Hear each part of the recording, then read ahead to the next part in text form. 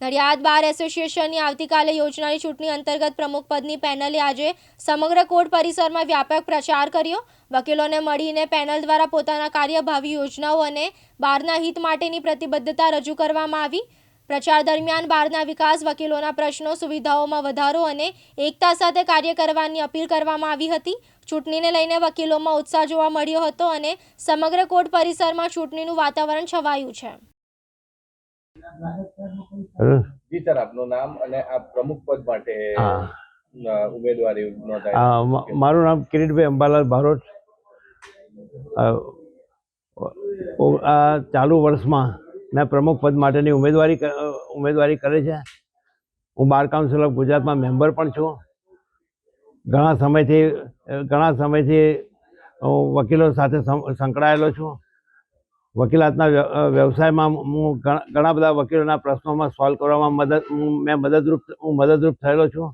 તેમજ આ ચાલુ વર્ષે પ્રમુખ તરીકે ઉમેદવારી નોંધાવી છે અને મારી સાથે મારી આખી ટીમે જુદા જુદા હોદ્દાઓ ઉપર ઉમેદવારી નોંધાવેલી છે।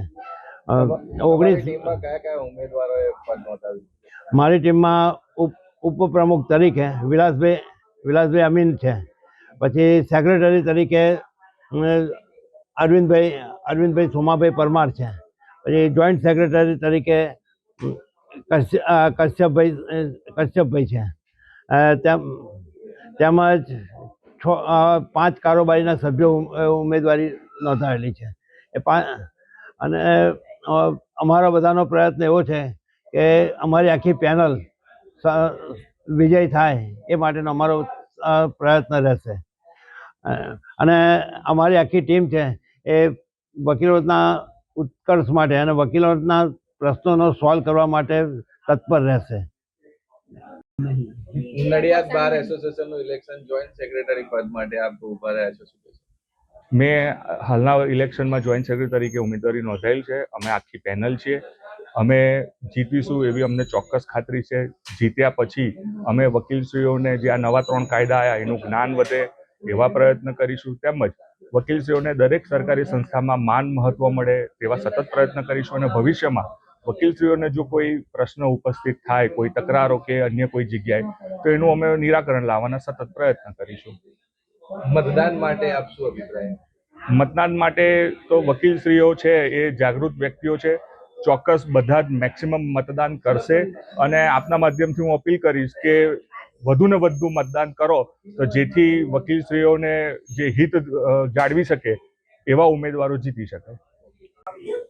વિલાસભાઈ, બાર એસોસિએશનની ચૂંટણી ફરી એકવાર તમે ઉમેદવારી નોંધાવી છે ઉપપ્રમુખ માટે, શું કહેશો? હું વિલાસ આર અમીન આજરોજ ફરી નડિયાદ બાર એસોસિએશનમાં ઉપપ્રમુખ તરીકે મેં ઉમેદવારી નોંધાવી છે। અગાઉ પણ અમે નડિયાદ બાર એસોસિએશન માટે ખૂબ જ સારી કામગીરી કરેલ છે। તમામ વકીલ મિત્રોને અમારી નમ્ર વિનંતી છે કે અમારા સિનિયર એડવોકેટ સાહેબ શ્રી કે બારોટ સાહેબની પેનલમાં અમે જોડાયેલા છે અને અમને તેમજ અમારી આખી પેનલને વિજેતા બનાવે એવી શુભેચ્છા। 900 થી વધુ વકીલો ચૂંટણી અંદર મતદાન કરશે, શું કહેશો? આજી વખત દરેક સમય કરતાં આજી વખત 900 સમય કરતાં 930ની આજી વખતે ફી ઉઘરાયેલ છે અને ગયા વખત કરતાં બી આજી વખત સારું વોટિંગ થાય એવી અમને પૂરેપૂરી ખાતરી છે। તૃષાલ પંડ્યા, દિવ્યાંગ ન્યૂઝ, નડિયાદ, ખેડા।